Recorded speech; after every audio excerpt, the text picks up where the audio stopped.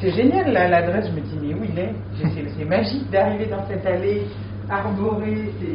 Mais du coup, vous travaillez ici et vous vendez aussi en direct?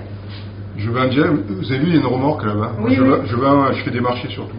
Donc je vends dans la remorque une fois par semaine ici, le mardi soir. D'accord. Et sinon, je vends également sur les marchés. Et après, je vends dans des AMAP. D'accord. Et on peut vous faire passer des commandes et venir les chercher ici ou pas? Oui, tout à fait. Ouais. Ah, génial. Bonjour à tous, vous l'avez sûrement compris, nous sommes chez un boulanger, chez Joachim Ottard du Fournil du Bois-le-Vin qui se trouve à Monteux. Et je vais lui laisser nous présenter la brioche que nous allons préparer aujourd'hui. Faire des brioches pur beurre, donc on va intégrer des pépites de chocolat Castellane dedans. Au niveau des ingrédients, on va utiliser une farine un petit peu de force, c'est-à-dire une farine qui est plutôt riche en gluten. Donc, moi j'utilise une type 55 de force, c'est des variétés de blé spéciales qui sont spécifiques pour fabriquer des brioches. Après, dans les farines ménagères, on peut utiliser de la 45, de la farine qui est la plus courante. Et quand on parle de farine avec gluten, vu qu'aujourd'hui il y a énormément de gens qui ne consomment pas de gluten sans être forcément malade cœliaque, ça veut dire que c'est quand même une farine de qualité. La qualité, ça va dépendre réellement de ce qu'on veut en faire à la fin. Là, si on veut faire des brioches notamment, la brioche c'est plutôt un produit qui est aéré. Donc forcément il va falloir avoir un réseau protéique important pour qu'elle gonfle et que ça soit ce produit aéré.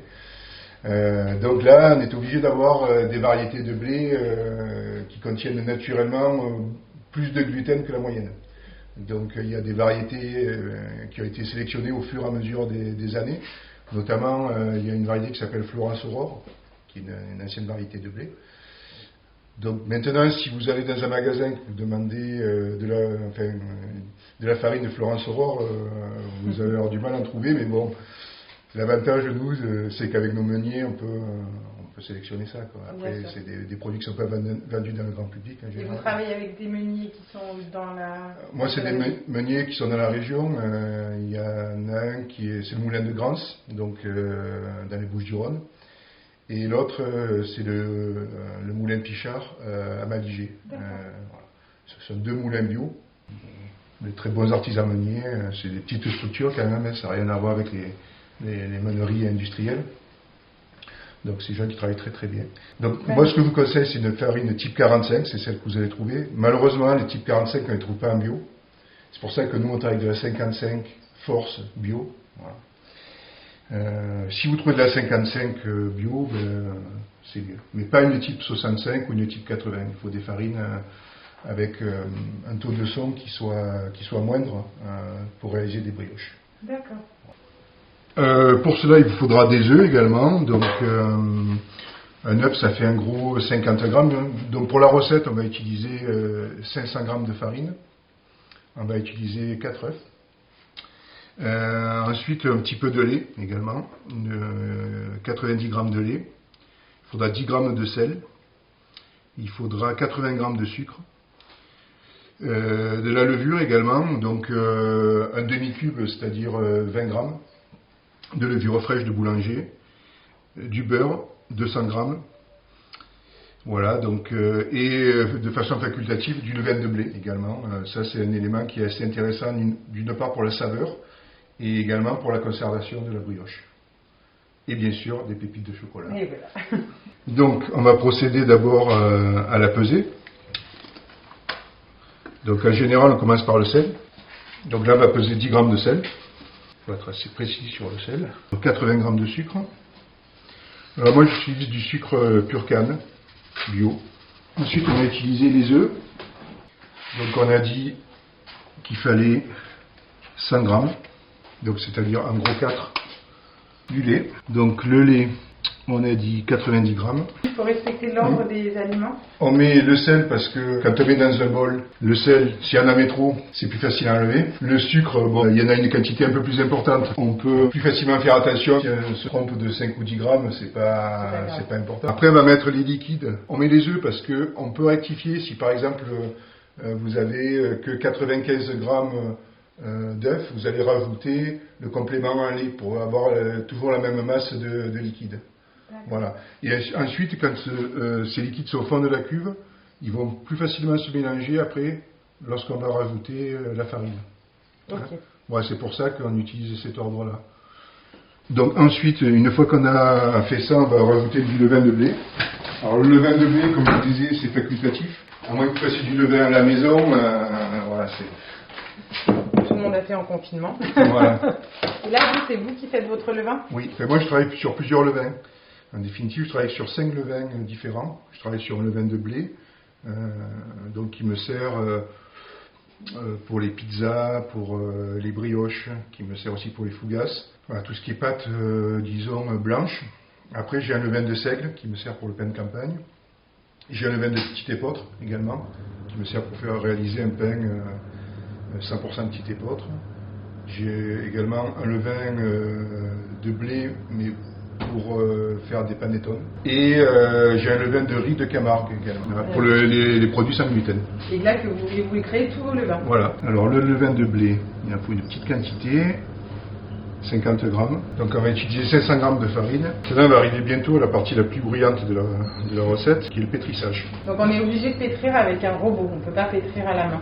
Alors ça va être très long à la main et vous n'allez pas du tout obtenir le même résultat.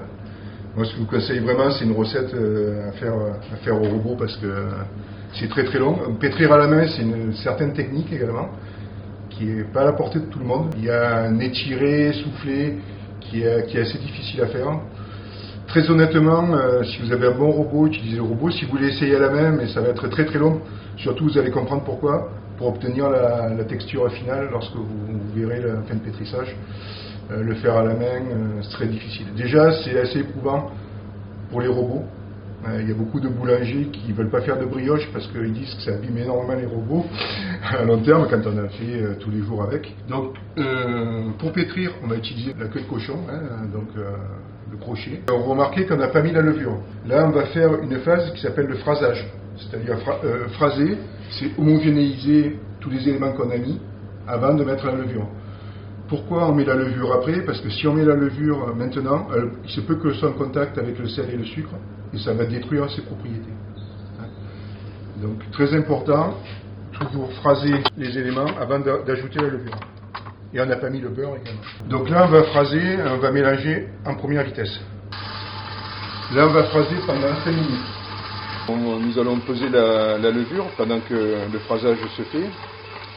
Et on prend un cube de levure fraîche, levure de boulanger, donc qui font en général 42 grammes. Donc là, il va nous falloir une vingtaine de grammes de levure. Et aussi, on va l'utiliser en fonction de la température. C'est-à-dire que cette dose de 20 grammes, elle peut, s'il fait très chaud, vous allez peut-être un peu moins mettre, vous allez mettre 13 ou 14 ou 15 grammes. Et au contraire, s'il fait froid, plutôt 25 grammes. Donc là, on est à 1 minute et demie de la fin du phrasage. Donc on voit que déjà notre pâte a un petit peu évolué. Les éléments sont bien mélangés. Donc là, on peut rajouter la levure à ce moment-là. Donc on arrête le robot, on rajoute. Et là, maintenant, on va pétrir à peu près 7 à 8 minutes. Voilà. Donc là, on va augmenter un petit peu la vitesse de manière à mieux homogénéiser la pâte. Donc on va passer en deuxième vitesse.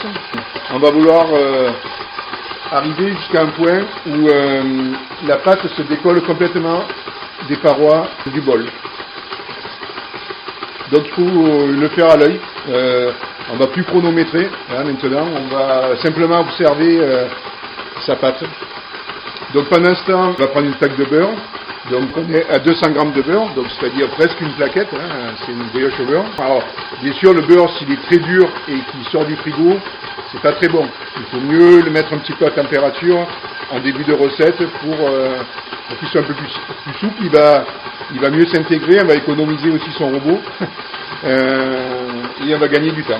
On peut un peu corner dans sa cube la pâte, c'est-à-dire on prend une corne en plastique et on va ramener un peu la pâte sur le centre, donc autour du crochet. Ça va permettre encore que ça incorpore un peu mieux. On remet en marche le pétrin, toujours en deuxième vitesse. Là on voit que ça roule un petit peu autour du crochet, mais tout doucement. C'est détaché parfaitement des parois de la cuve, et donc on va rajouter le beurre. Donc il y a plusieurs écoles, intégrer soit petit à petit le beurre, ou tout mettre et attendre un peu plus. Et tu es de quelle école? Moi je mets tout. Et là on va remettre en deuxième vitesse, donc on va voir que le beurre va s'intégrer petit à petit, et on va avoir l'objectif d'obtenir la même texture de pâte. Donc ça va mettre aussi, pareil, plus ou moins de temps, peut-être 10 minutes, un quart d'heure. Là on a pétri pendant une bonne demi-heure quand même. Depuis le phrasage, tout compris, ça fait plus d'une demi-heure. Voilà, ça va dépendre de votre farine, de la température. Donc là on remet en marche le pétrissage en deuxième vitesse, jusqu'à intégration complète du beurre. Là, ce stade du pétrissage, la pâte se relâche un petit peu. Elle perd la forme vraiment de boule qu'elle avait tout à l'heure. Parce qu'elle est en train d'intégrer la matière grasse. Donc on intègre quand même une grosse quantité de beurre dans la pâte. Donc il va falloir que justement le réseau de gluten et l'émulsion entre guillemets qui a été faite de la pâte intègre la matière grasse. Donc ce que je vous conseille de faire, c'est de corner régulièrement, de ramener un petit peu ce qui est sur le bord de la paroi vers le centre du bol de pétrissage. Ça sert à rien d'aller trop vite, en deuxième vitesse c'est suffisant, on va avoir une bonne homogénéisation des éléments. Là je vous rappelle que l'objectif c'est d'avoir, comme tout à l'heure, la pâte qui se détache complètement des parois du bol.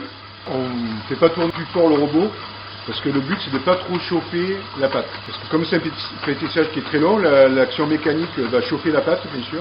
Mais si on chauffe trop, au contraire ça va brûler la levure. Donc ça va la détruire, ça va la détériorer et elle ne va pas plus faire son travail après de fermentation.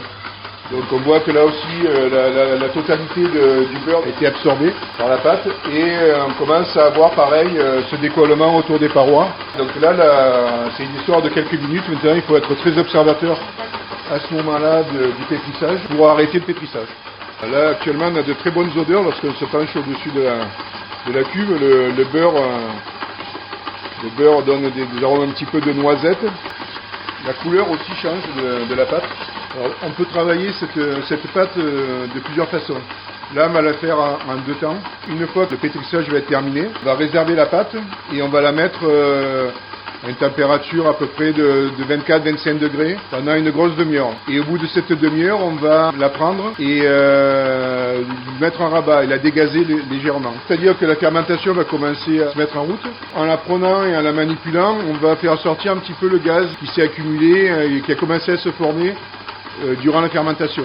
Parce qu'à partir du moment où on rajoute la levure, c'est le départ de la fermentation. Donc on a une boule qui s'est formée dans la cuve, juste un petit peu cornée. Donc bon, pareil, il ne faut pas hésiter à arrêter son robot quelques secondes pour corner.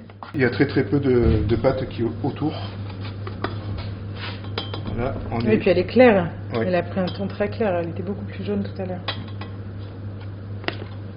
Alors après, ça va dépendre un peu de la qualité du beurre que vous mettez dedans aussi. Alors là, je dirais qu'on est au stade final. Pâte parfaitement détachée des parois. Donc là, tu montes un peu Un tout petit peu pour la fin. regrouper la pâte. Voilà. Et là, on arrête. Magnifique.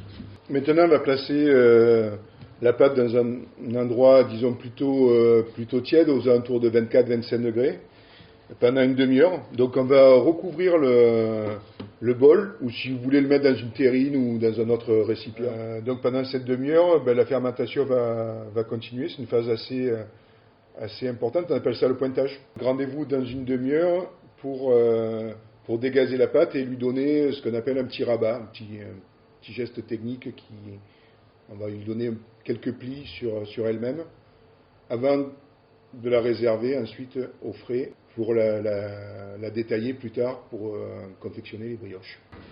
Donc on avait laissé la pâte monter et là on va la retrouver pour la façonner. C'est ça. Donc division et façonnage. Est-ce que c'est mieux les moules en métal que les moules en silicone? Disons, le moule en métal, il nécessite un graissage, alors que le moule en silicone, on n'a pas besoin de le graisser. Là, on va un petit peu concasser les palais de chocolat. On va le faire un peu au pifomètre, parce qu'on est gourmand, donc c'est du bon chocolat. Le but, c'est que les brioches soient quand même bien garnies. Ensuite, donc, on va passer au façonnage. On farine un tout petit peu le plan de travail. On écrase légèrement les pâtes qui ont été divisées. Et là, on va prendre, on la garnit bien, on met en gros le creux de la main dans la brioche. Ouais, c'est une jolie poignée. Une fois qu'on est à ce stade, on va replier la pâte en aumônière, c'est-à-dire qu'on va ramener vers le centre la pâte. Donc on referme la pâte sur le chocolat pour faire comme une petite bourse. Et maintenant on a une phase qui va être aussi importante, ça va être le boulage. C'est-à-dire que ces brioches-là, on va leur donner une forme bien ronde. Donc c'est un geste qui est assez technique. On va tourner pour former des boules. On tourne avec la paume de la main. Et voilà. Donc là, le façonnage terminé. Alors une fois qu'on a fait ça, on va dorer avec de l'œuf, un pinceau. Le œuf battu, pas spécialement que le jaune, l'œuf est entier, bien mélangé. Et on va passer le pinceau délicatement. Ça, on va le faire en 2 fois. C'est-à-dire qu'on le fait maintenant une première fois pour éviter que le dessus de la brioche sèche pendant le temps de pousse. Maintenant, on va attendre à peu près 2 heures, 2 heures et demie avant d'enfourner. Et peut-être juste avant d'enfourner, on remettra un coup de dorure sur les brioches. Voilà, donc on le met dans un endroit plutôt chaud. Donc on va le mettre aux alentours de 25-26 degrés. Bon, moi je vais mettre près du four. C'est là qu'on a la température idéale. Bon, ils ne sont encore pas entièrement levés, mais on va y mettre un deuxième coup de... On dort bien. C'est pas non plus besoin d'en mettre en excès. C'est important pour l'hydratation des brioches. Là, quand tu mets la deuxième couche de dorure, tu la laisses relonger combien de temps? Après, c'est au visuel. Ça dépend vraiment de la température. C'est-à-dire qu'à la maison, pour faire arriver à 24-25 degrés, là, on fait comment? Bien abri des courants d'air et four tiède, qui est un peu chauffé, on l'éteint et puis voilà. Là, on va mettre nos brioches au four. Donc là, ça va être pour une vingtaine de minutes. Donc le four, il est à 180 degrés. Et c'est parti pour 20 minutes. Les petites brioches. Donc on attend 10 minutes avant de démouler? Voilà, une dizaine de minutes. Pas trop longtemps non plus, parce qu'après, il va y avoir de la condensation dans le moule et ça va ramollir le pied de la brioche. Voilà, là on est sur la phase du démoulage. Donc l'avantage avec les moules à silicone, c'est que ça se démoule facilement.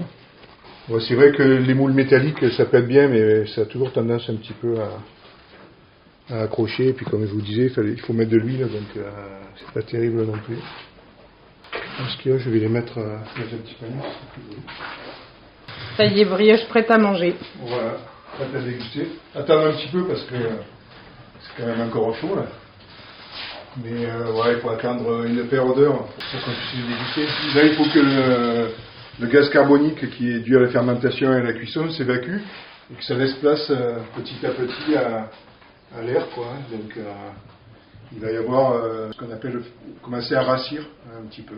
Ressuer d'abord, c'est-à-dire perdre l'humidité qui reste, parce que là c'est encore très très humide. Et ensuite qu'il y ait cet échange entre le gaz carbonique et l'air ambiant. Et du coup, si tu le fais en four électrique, c'est pareil, tu attends aussi... Exactement pareil. Là, on profite pour le moment des odeurs, c'est tout. En attendant de déguster. Et voilà, la recette de la brioche au chocolat Castelin avec Joachim Ottard du Fournil du Bois-le-Vin, c'est terminé. Merci beaucoup de nous avoir suivis. Et puis, je vous invite à découvrir d'autres podcasts gourmands avec la chocolaterie Castelin et des chefs. À bientôt, au revoir.